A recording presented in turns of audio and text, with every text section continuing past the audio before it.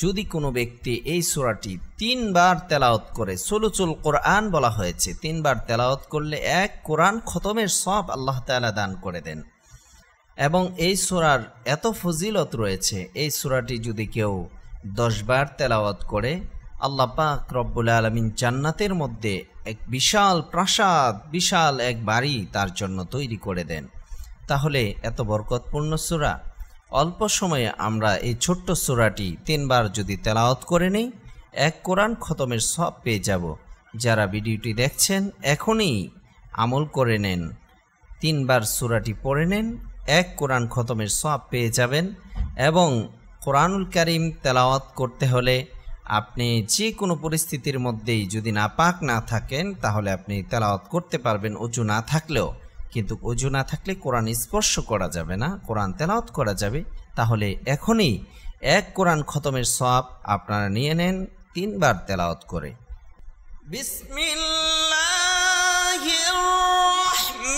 রাহমানির রাহিম।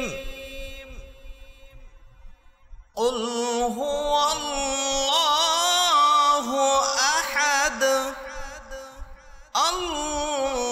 আল্লাহুস সামাদ, লাম ইয়ালিদ ওয়া লাম ইউলাদ ওয়া লাম ইয়াকুল লাহু কুফুয়ান আহাদ।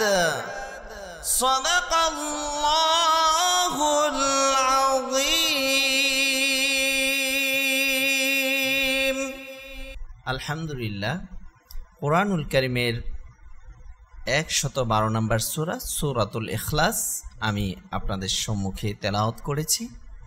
এবং এই সূরাটি অনেক ছোট একটি সূরা এবং অনেক সুন্দর একটি সূরা এবং সহজ ছোট ছোট আয়াত। এই সূরার মধ্যে 4টি আয়াত রয়েছে এবং এই সূরাটি অনেক বরকতপূর্ণ সূরা।